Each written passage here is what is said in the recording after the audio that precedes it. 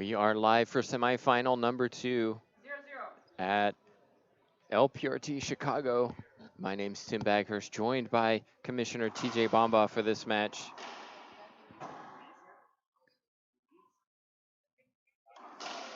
Everybody's recovering from that first semifinal where Mejia overcame her opponent Mendez in a tiebreaker in a very exciting match. So a 10 seed into the final and awaiting the winner of this. Longoria is seeded 1, Herrera seeded 4.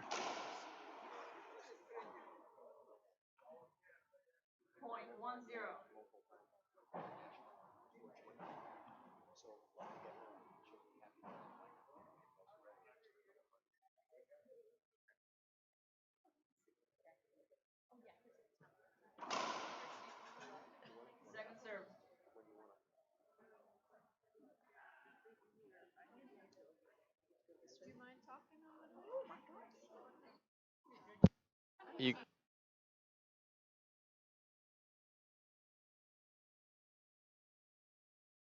What am I doing?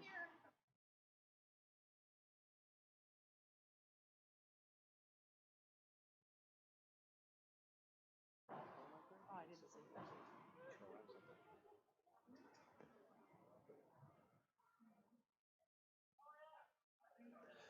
So Longoria strikes first. She takes the early lead.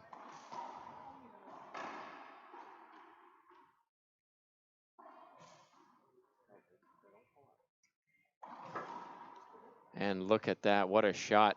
I'm joined for this match, Lynn Adams. Used to be Lynn Adams, right? Anybody who's watched racquetball historically will know that name. And it's great to have you here watching on, and what a semifinal we're about to see. Ooh, nice serve. So I have never seen Paola play. Really? I cannot tell you how excited I am.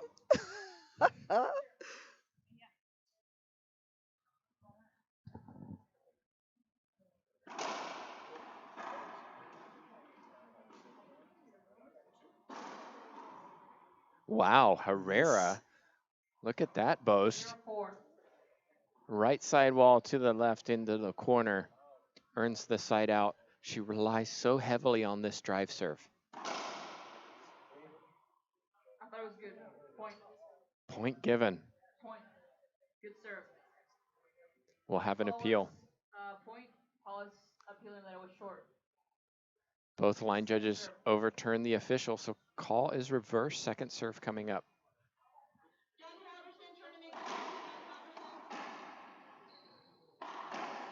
Skip ball. Ooh. Good shot. wait for it. Oh.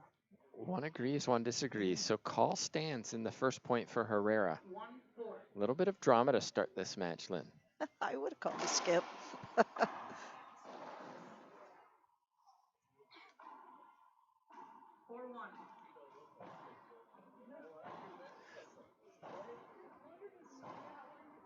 It's great to see Longoria here. She talked in her interview at the US Open and about her shoulder and the possibility of potentially having surgery, but looks like she's in fine form this weekend.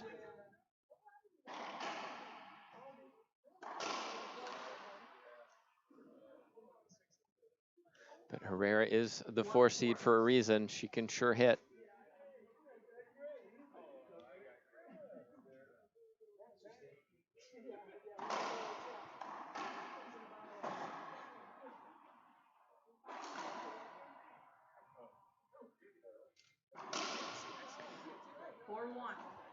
So Lynn, you said you haven't seen Paola live. I'm assuming, of course, that you've seen her on the stream and in other situations. Yeah, so I still like to follow, and read the magazine and see what's going on. And it's just been exciting to watch, just to watch the women, the strength of the women, because clearly we want each generation to get better. And it was so funny back in, oh, nice. Back about a year and a half ago, I actually saw Paola in an airport. And so I I spoke with her a little bit, and then the little competitive. Ooh, hang on. Oops, there we go. So Go ahead. we're going to have an appeal. And the line judges overturned the official, so second serve coming up after all that rally. And I'm sure if Paola had lost that rally, she would have appealed that decision too. Exactly. Yeah.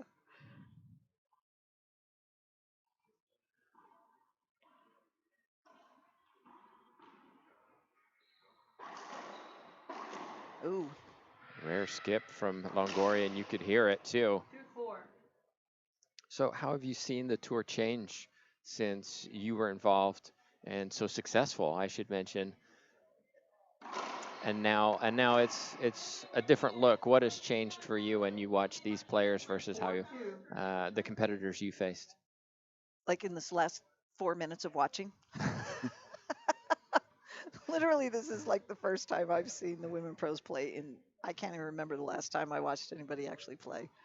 So I would say it looks very familiar. I haven't really seen anybody since Michelle Gilman Gould played that has more power.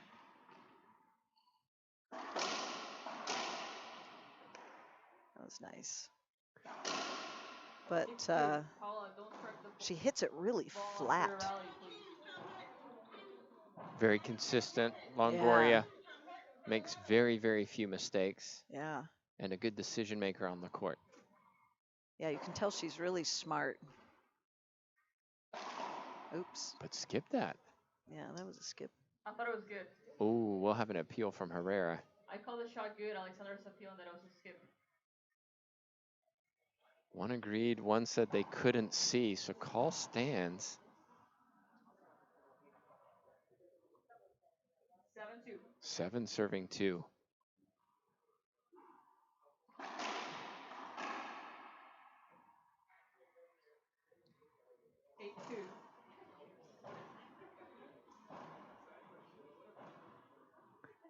Herrera has 2 timeouts available.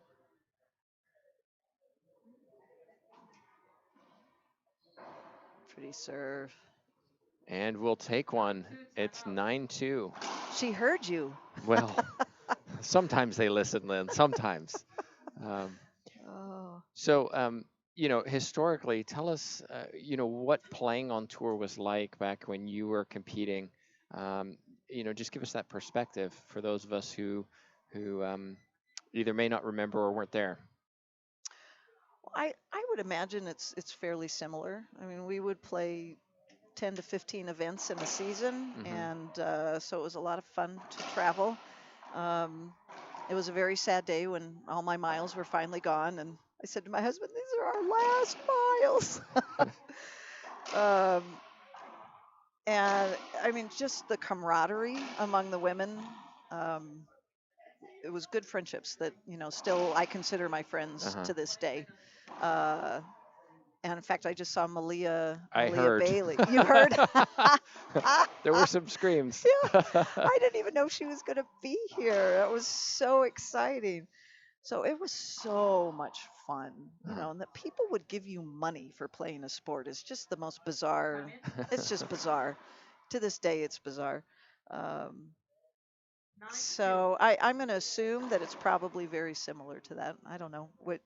Would you say that it's a really cohesive, tight-knit group? Yeah. Yeah. And that's the joy, the joy of getting to make a living doing something that you love to do and with people that you really enjoy being with.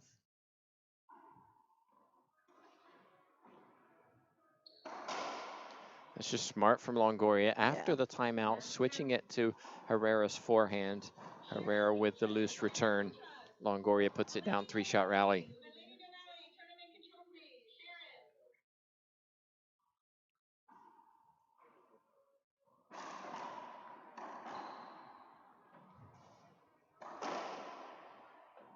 Herrera skips one on the forehand. 11-2. She's usually lethal on that side. Both of these players will be facing opponents later in doubles. Longoria and Salas taking on the 4 seeds. Herrera and Mejia will face Argentina. So that's something very different now than when I was playing, is that it definitely is more international, and that's exciting. Nice serve. Great pickup from Longoria. Snap of the wrists from Herrera, and you can see and hear the frustration from Longoria. Interesting that she's getting frustrated, yet she leads 11-2.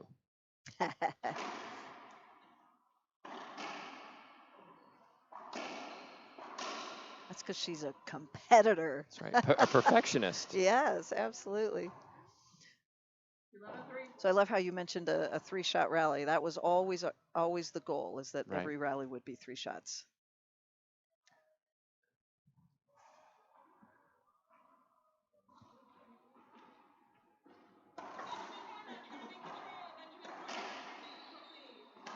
Oh. Replay. We talked about that earlier, TJ and I, about, you've got to hit that. Even though you probably should hold up, you've got to hit that to show you could have made it to the front wall. And it's just an unfortunate fact that your opponent is in the way.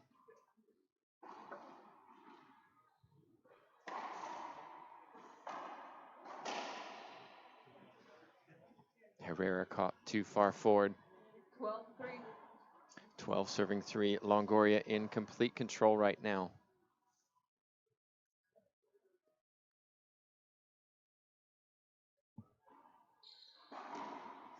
Make that 13. 13-3.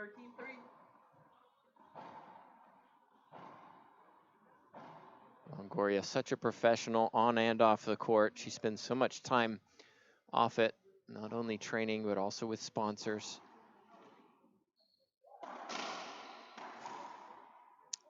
Choice. But side out that time by Herrera. 3-13. Longoria just checking the score.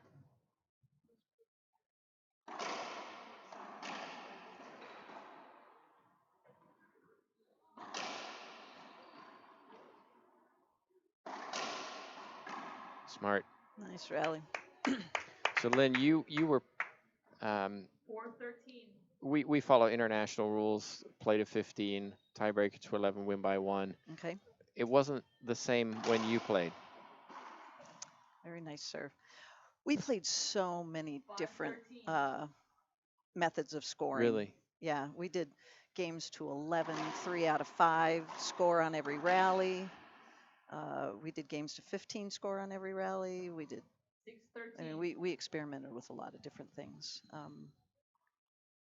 Personally, I really liked scoring on every rally.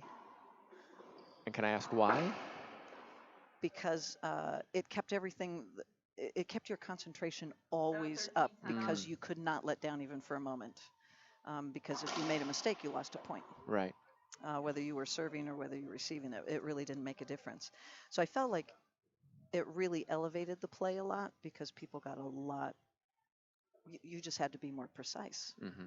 Because if you weren't, then you got beat fast. Right. So it was fun, and it was pretty cutthroat. You said, you said they were, that you had a lot of friendships with your other players, but when you get on the court, it's business. Oh my gosh, yes. Oh yeah. No, they're. I've watched some of your matches. It was sure business. It was business on the court. I look back and I'm like, I don't remember that person, because I'm not that person anymore. And it's like, man, it was an obsessiveness that was not healthy. It was good for winning, but not good for other things. So, and my poor husband, yeah, he took the brunt of that at the beginning. Where I was like, don't we compete in everything? And he's like, no, we're married. I'm like, oh yeah, I don't have to compete against you, do I? So who would you say were your toughest opponents in your generation of play? Oh, hands down, Heather Mackay. Mm-hmm. Heather Mackay there was nobody like her. And 7-13. when I was like 22, 23, she was late 30s and just a phenomenal athlete, an amazing competitor, so smart, so precise. And it wasn't until I hit my later 30s when I realized actually how really good she actually was.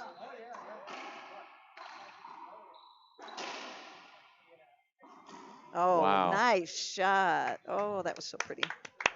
Longoria with the forehand pinch winner. Let's take another look, ripping it into the right corner. 2 points away from this first game.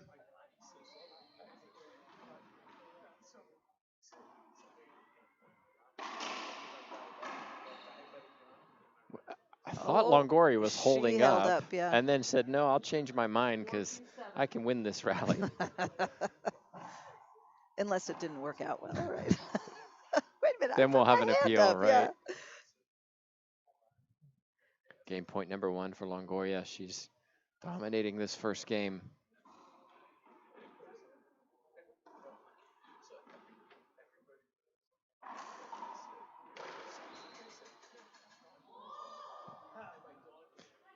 I think you heard Longoria say, no, I don't like that call. I'm going to appeal. Both line judges agree. So the animation doesn't matter. 7-14.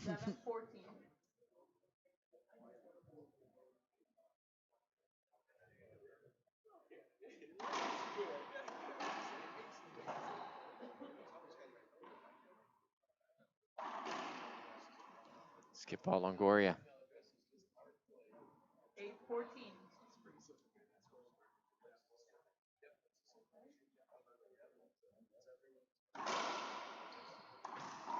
Wow. Pretty shot. Can't do it better. Longoria 14-8. rolls one out, side out, game point number 2. So she has a very different grip. Yes. And she hits the ball really flat. That's She doesn't so cool. change her grip. No, that's wild.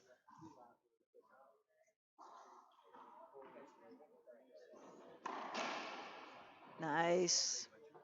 Game 1. So game 1 goes to Longoria.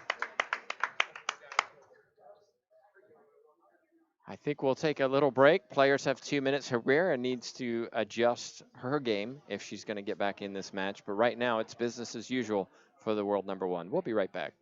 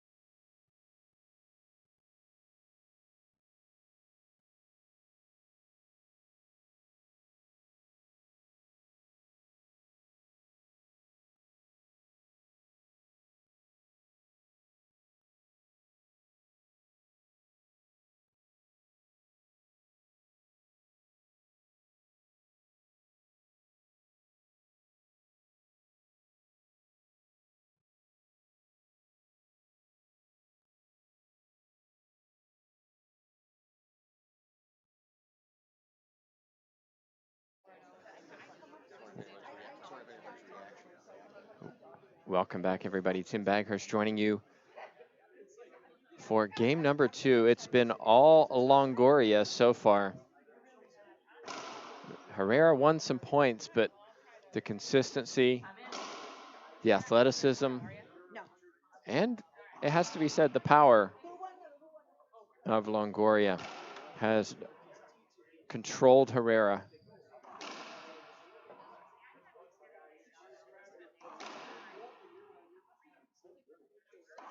It's 2-0.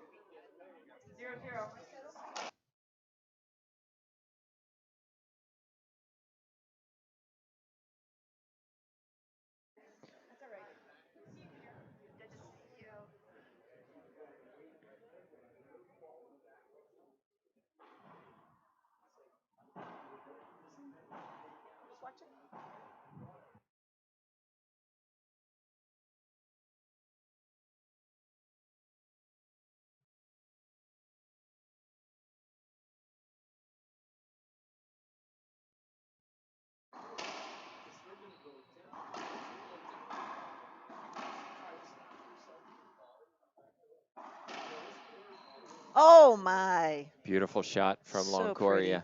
We're joined by Lynn Adams. If you're not familiar with the name, she dominated racquetball in the 1980s. The 80s. Oh my gosh, that was so long ago.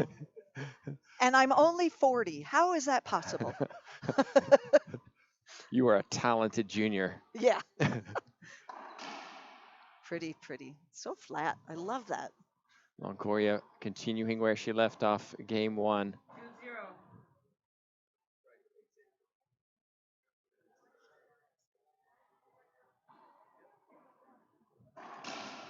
Nice shot.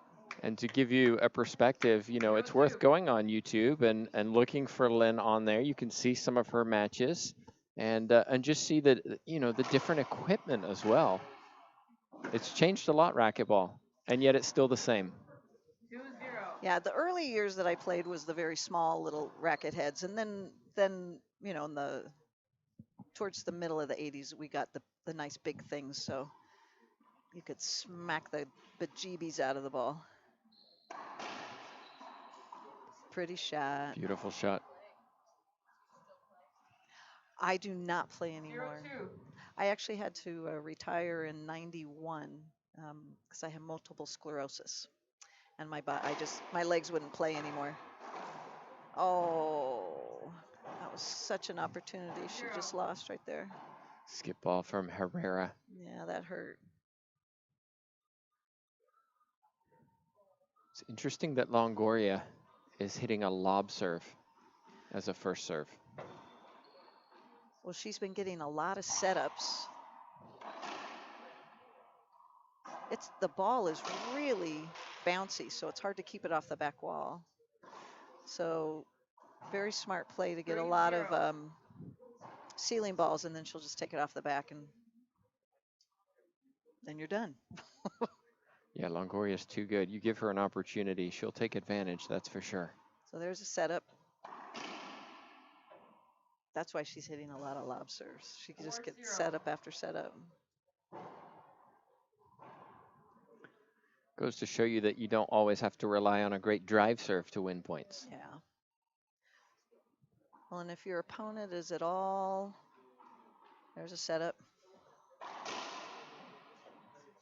Because once your opponent starts to get rattled, then the hardest thing to do is to control a soft shot. 5-0. So you just have opportunity after opportunity, and you don't have to wear yourself out. What a get from Longoria. But Herrera finally earns a side out. 0-5. 0 serving 5. Contrast in the speed of these two players around the court. Herrera, the taller player, longer reach, but Longoria with quick steps.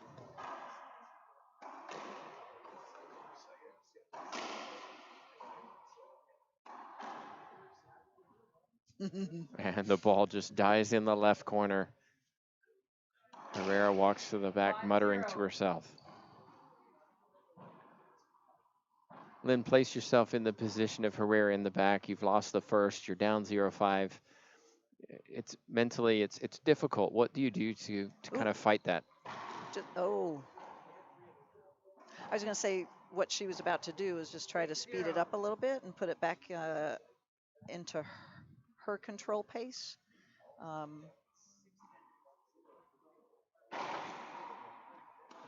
But not that. Two big skips on that backhand side. And I think any player watching who has to face Herrera might be writing this one down. Yeah. Straight lob to the backhand side. There's your setup. So patient, so efficient, Longoria. 8-0, timeout on the court, taken by Herrera. So just a reminder, women's doubles coming up this evening. We have 2 semifinals for you. Hope you stay with us for that. 8:30 Central Time is our first one. 9:30 Central Time is our second. We've had a lot of action here in Lombard, Illinois. These ladies also, several of them playing the Women's Open division, and there's a mixed pro division. That's been a lot of fun to watch. Oh, that's so much fun. Yeah, we always used to play three divisions. So that was a good time. So I was telling you the story when I actually met her in an airport. 20 seconds. She had no idea who I was. Not a clue. And my husband goes, "How do you feel?" I said, "Very humbled." Oh, it was awesome. 8-0. Well, her coach, Fran Davis, I'm sure will have to give her an education about the history of racquetball. Lynn, of course, and Michelle Gould, two very dominant players in the 80s and 90s. Longoria, look at that, changing it up after the timeout. Interesting strategy, and it worked. Oh, it's so smart. If I would be moving, I would be moving up. I would be probably talking to her right now. I would not be quiet. I would not. Oh, nice shot. So you were a vocal player. Very vocal player, but you don't ever let somebody control the pace like Paola's controlling the pace. So you do whatever you need to do. You know, you play closer. 1-9.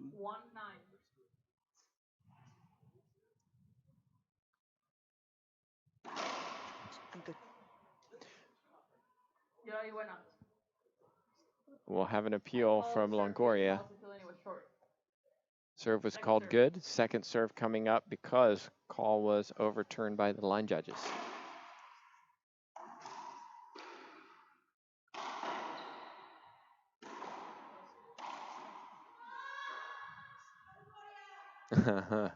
Longoria, she says to herself 2-9. and all of us. A little frustrated with that error. 2 serving 9.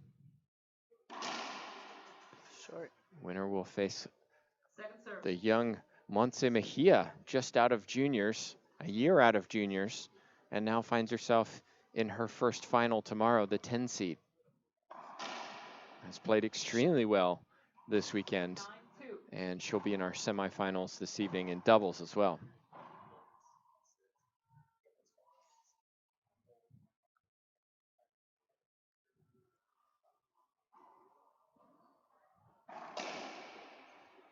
Nice. 2-9.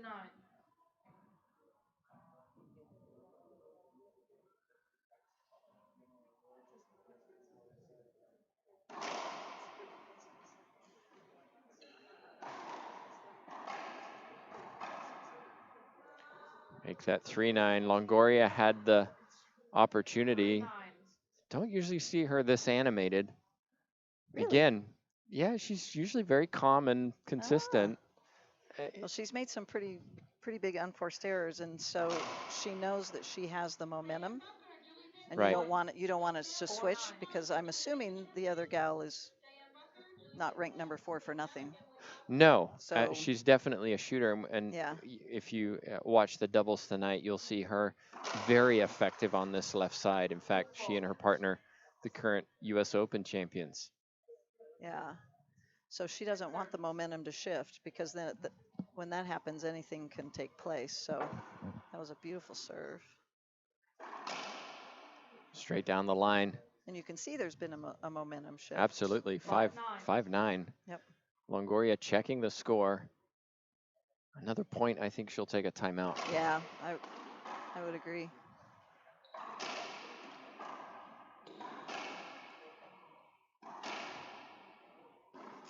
Wow. There you go. Herrera, backhand pinch winner. Very pretty. 6-9. There it Yeah, is. We good called call. it. So timeout on the court. Lynn, when looking at racquetball now, you know, we talked a little bit about the equipment and things, but you also talked about being very animated and kind of loud. Was that part of the tour, or was it just you as a player? No, that would just be my personality. Well, it was effective because you pretty much won for 10, 11 years straight. Yeah, yeah. It was nice. It was a nice run. Can I ask what it was it like knowing that everybody was coming after you every tournament? How did you deal with that pressure knowing that you're the favorite, everybody's trying to beat you? I had really, really good coaching. Jim Carson was my coach. And so much of the stuff that we did was built around just the whole mental part of the game. Um, and so I actually really enjoyed that. Mm-hmm. So my personality was such that if things were too easy, I would actually go out and try to find something that would make life hard so that I could figure it out and see how it's weird how tough I could be. Um, you know, so I do hills till I threw up because no one else was doing hills till they threw up, you know. So I think it was just a wiring that I had. Um, so I actually liked, I kind of thrived on that pressure. Not anymore. I am healed now. So I say it was a very, very unhealthy way to live. Football. Foot fault. We don't hear that very often. Hmm.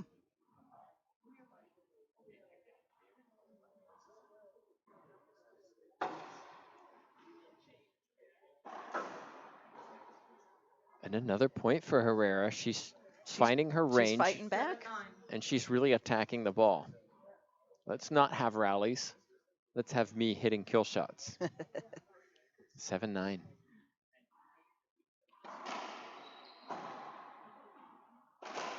There you go. Running up to take that ball early, it's difficult, but she did it very well.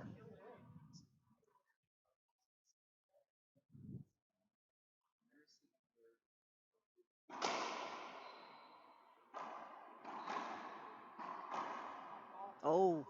What's the call in?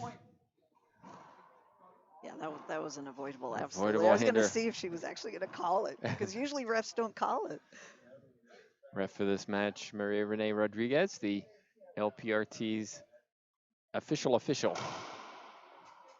Second serve, Herrera had her racket raised, indicating she wasn't ready.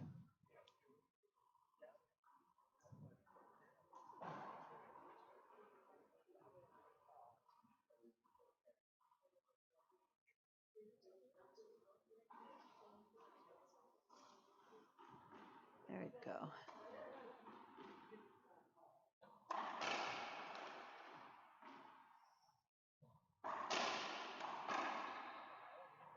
What's the call? Herrera won't get the replay.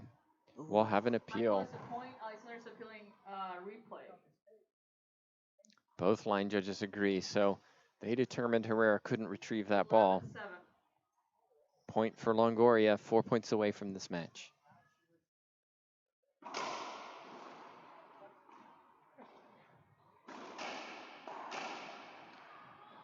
Longoria had the opportunity, didn't put it away. Herrera showed her what to do. Side out. 7-11.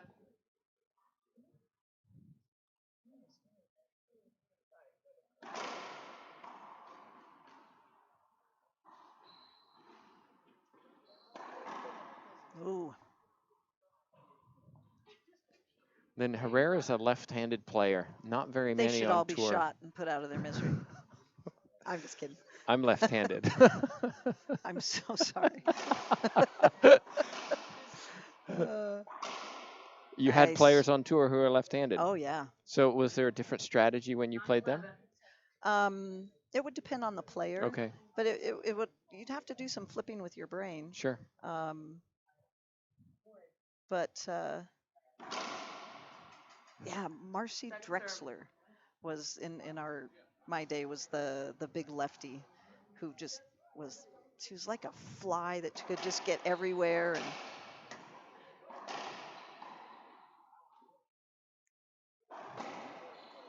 Herrera wanted a replay.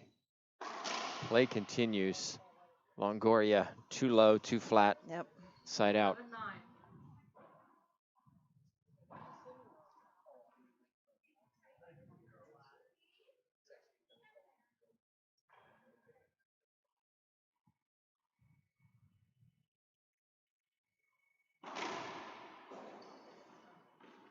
Good return. Aggressive from She Herrera, does but it that really popped up. well. And Longoria, That is so hard to do from your chest to put the ball in the corner that way. That's so impressive.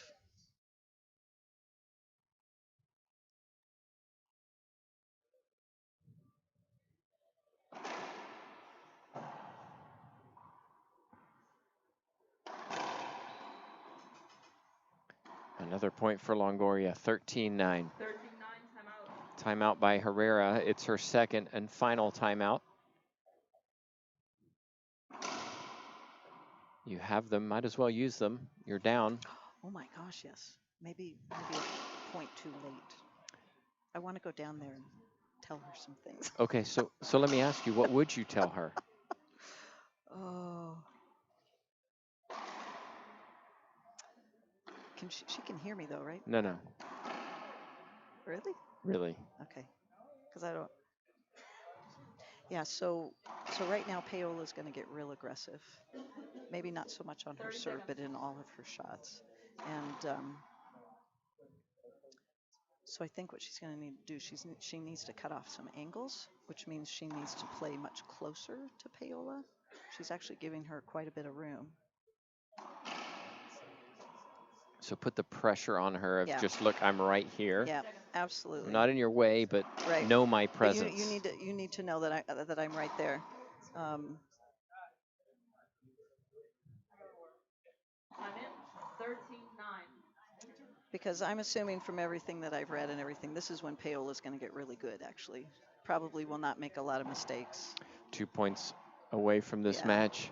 Let's see if she can close it out. No more timeouts available for Herrera.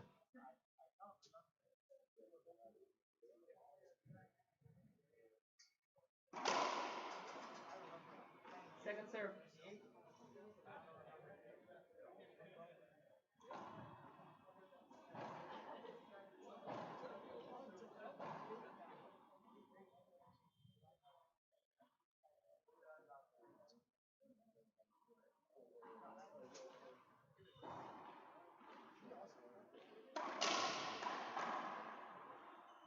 So, Very timeout nice. work, side out. 9-13.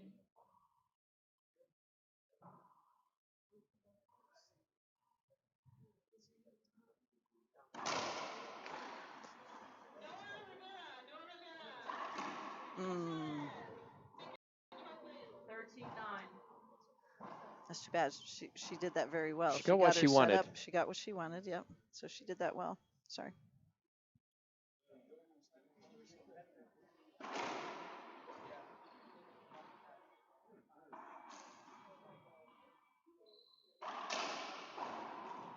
Wow, That was nice. what a shot from Longoria. Brings up game point number 1.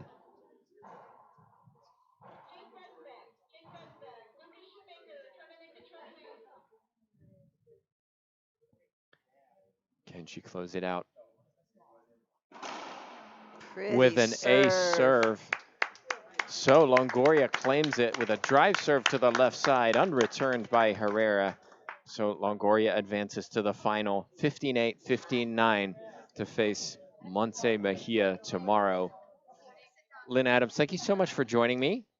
That was so much I fun. appreciate Thank your you. insight and, of course, your historical knowledge of the sport. And thanks for coming out and supporting the ladies on the tour. Oh, this is exciting, and I'm glad I got to be here. Thank you. So just a reminder that we have more matches coming up this evening at 8:30 Central Time. We'll start our women's doubles first semifinal, and then 9:30 is scheduled the second one. Hope you join us then.